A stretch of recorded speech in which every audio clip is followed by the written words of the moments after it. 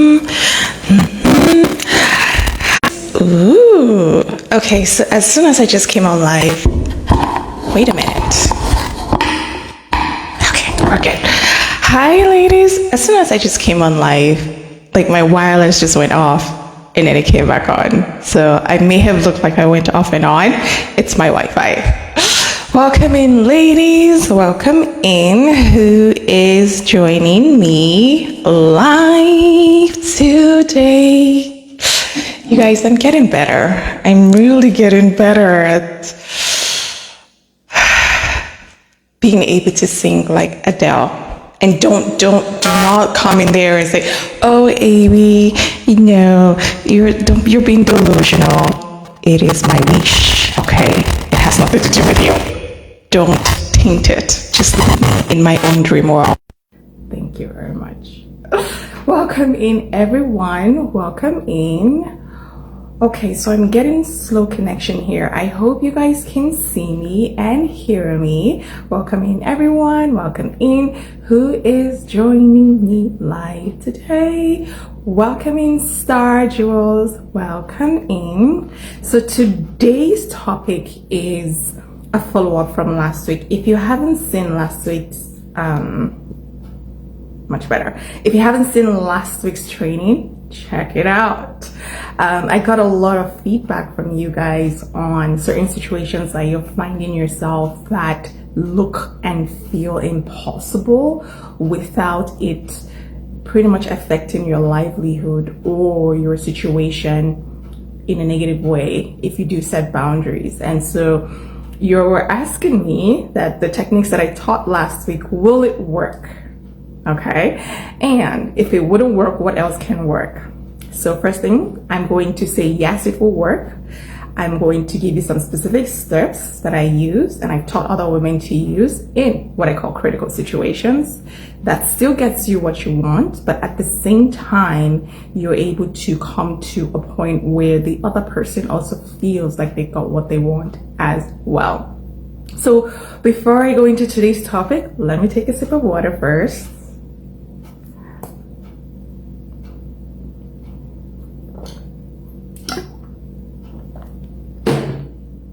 Oops, sorry you guys.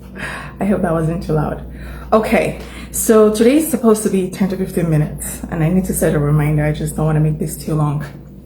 Okay, so if this is the first time that you're seeing me, that you're hearing my voice, or you've seen a post of mine, you are welcome.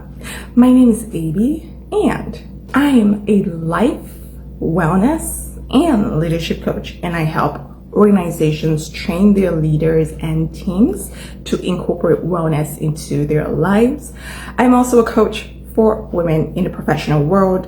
I help women leaders have balance and fulfillment in their lives as well. And so based on the topic and the conversations that I've been having with you guys, boundaries continues to be a hot topic for everyone, not just women, because it's something that goes against human nature. And so when you have to implement something that goes against human nature, that doesn't come without consequences, right? But that doesn't mean that you don't set boundaries because of the perceived consequences. Remember, I use the word perceived consequences. I use that word because your perception doesn't necessarily mean that that is going to be the reality if you know how to do it correctly. Okay, I feel like I'm speaking in parables today. Avi, are you in your fable wise woman era? I don't know. We'll see. Okay, so if you're in a situation where you feel like you can't set boundaries because, for example, you will maybe be fired from work, so you're in an organization where the culture is work till you drop. What does work till you drop mean? Work till you drop means you don't take breaks, you don't take vacation. It's seen as lazy. Like I actually saw a famous person saying boundaries is for lazy people. I actually saw that. So if you work with someone, a CEO who has that kind of mindset, then setting boundaries obviously doesn't align with the culture of the organization.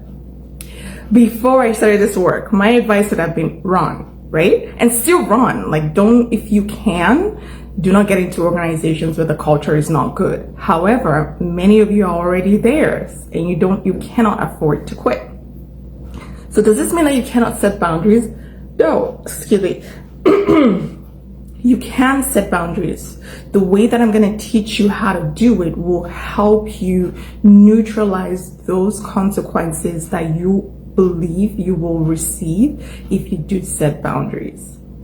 And one of the things that I tell women is you're going to learn how to set boundaries without ever using the word boundaries. It's a very triggering word for many people, especially people that come from an era or a generation where that was seen and associated with negative things like selfishness, self-centeredness, uncaring, cold, disrespectful. So these are connotations that certain people have in their mind when they see the word boundaries, and so they get triggered by it even before you do it, right? So I always advise women, don't use that word whenever you're speaking with someone. It could be triggering to their nervous system, and if they're already triggered, then whatever you do just makes things go right the rabbit hole. Yes. Okay, so what do? First things first is take a step back from the situation and understand that the problem is the enemy, not the person that you were afraid of. That's the first thing. Before we even move into how to do this, that's the first thing. Okay, let me give you an example. You are working in an organization, like I said, where the culture is work till you drop, hustle, hustle, hustle. In that kind of culture, it can be difficult to set boundaries without you putting a target on your back. You will put a target on your back, okay? However, the organization, the CEO, your manager, HR, they're not the enemy. The enemy is the situation, is the experience that you're having that's causing you to feel drained and tired and overwhelmed. Okay, that's the enemy here. Both of you, so you and the other people that you think are the reason for your inability to set boundaries, you're all kind of victims of the same circumstance.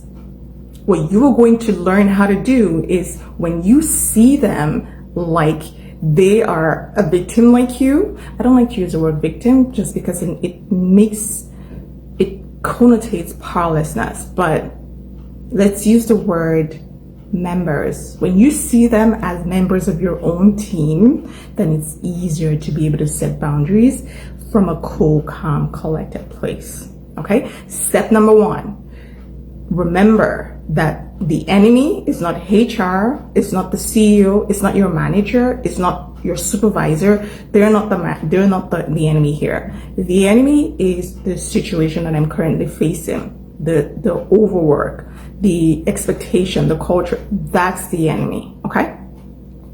Second thing, when you are dealing with people, you're dealing with humans. Humans have a way of relating with one another, regardless of what it's communicated, regardless of what is said. When you relate with humans in a way where they feel seen and heard, they will listen to you.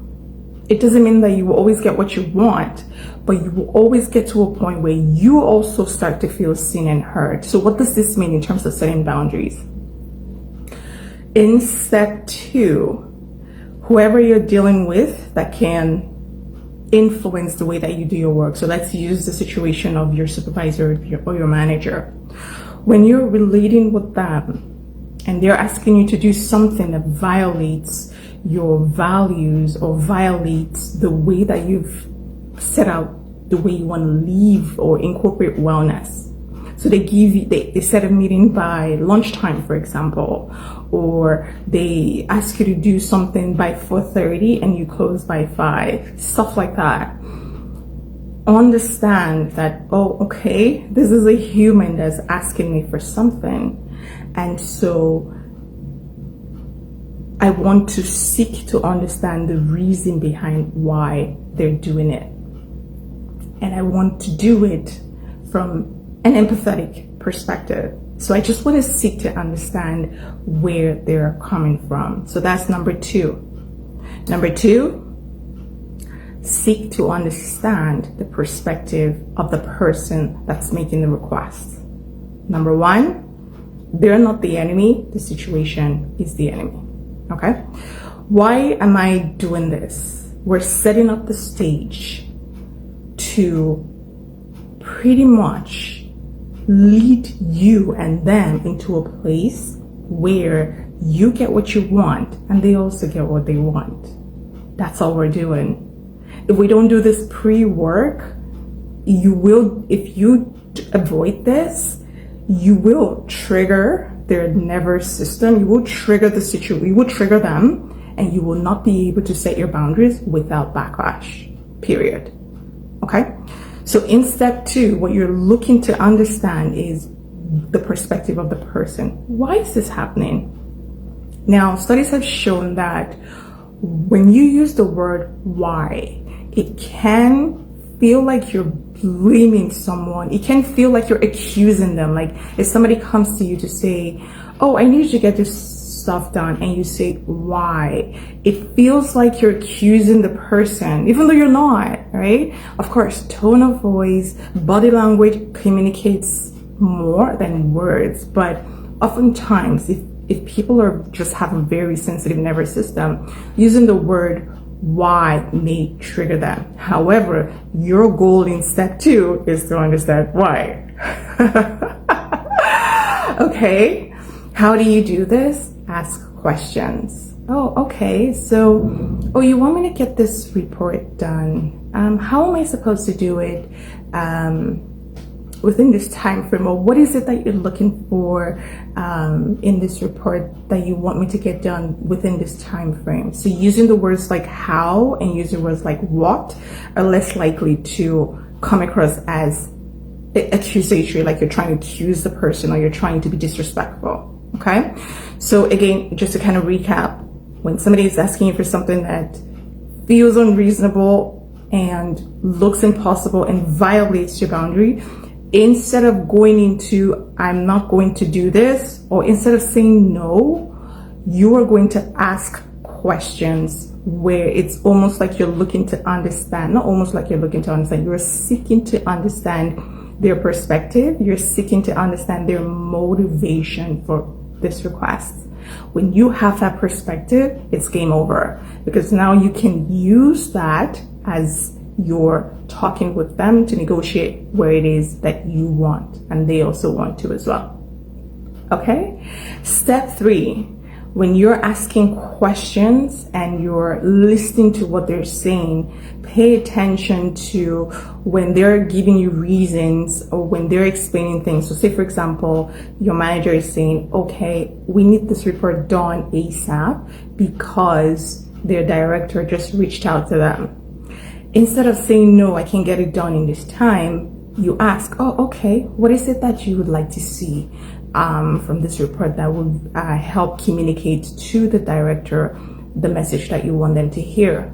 Oh, okay, how am I supposed to get you this? I would love to get you this thing that you want. How am I supposed to do it within this time frame? What would you suggest? Things like that will trigger them to want to think for you and want to help you solve the problem. In the process of doing that, it almost becomes their own idea, and now they want to suggest things that would make it successful, which works in your favor. So if you ask questions, oh, okay, I would so much love to get you this report. What is it that you're looking for that will communicate the message that you want? Or how am I supposed to do this within this time frame that would also communicate the thing that you want? Okay, and they start saying, oh, blah, blah, blah, blah, do this. What will happen is that if the thing that they were asking was so unreasonable, in the process of explaining how to do it, they'll start getting the clarity that, oh, that request was really impossible. So what is happening is that you're actually saying no without ever using the word saying no. And also at the same time, you're making them feel like you respect them, right? You see them, like you care about them, right? And so what's happening is both of you are coming to a point where they are going to reveal what it is, what their motivations are, what are the reasons behind why they're making that request.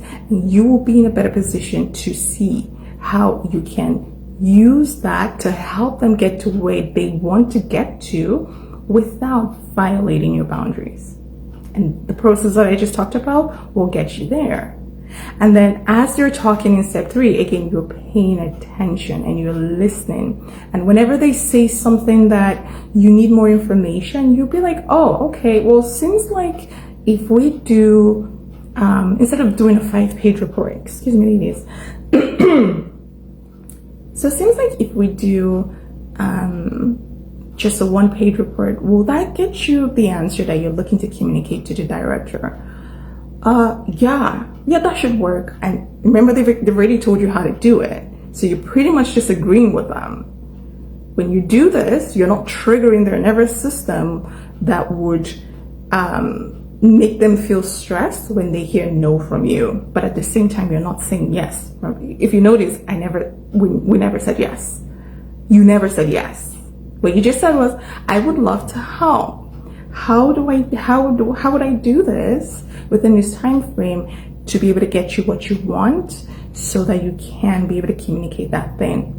You never said yes. You just said, I just want to help. I just don't know how to. Okay.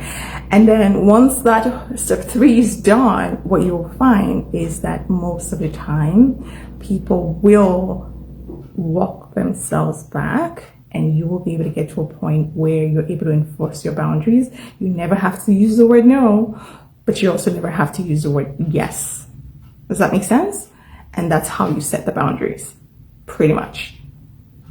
You never have to say, oh, I want to do this because, ladies, I need to quickly check the time. Okay. I want to do this because. You never have to explain any of that. It's not necessary when you're setting boundaries. You just make it, think of it from a perspective where I care about you. I want to help you. However, I also care about myself. So how do we do this? That's exactly what's going on in the foreground. Now, there are certain things that can jinx this process, and this is even more critical than the process that I just taught you guys.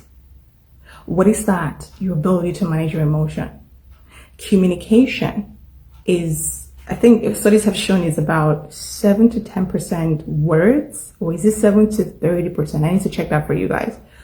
But it's more non-verbal. It's the way that you're talking. It's the way you're looking. It's the way it's your gestures. It's your tone. It's your mannerisms. That's what people are actually reading when you're communicating. So if you're following this 3-step process and your tone is not matching the words, you will get backlash. It wouldn't work. Why? Because your words and your energy don't match. In the human brain, that communicates dishonesty, and we don't like dishonest people. If I came here and I'm teaching you guys about boundaries, I'm like, boundaries, you should like do this. Like, you would be looking at me like, who's this? You teach boundaries? You don't even look like someone that has, or sound like someone that has boundaries. Or I came in looking, oh, I'm so stressed. Ladies, yeah, you should have boundaries. But I look like someone that doesn't enforce boundaries. How do you know? Look at the way I look. Stressed out, worn out, tired. Those are signs of someone who doesn't know how to enforce boundaries. You won't believe what I'm saying.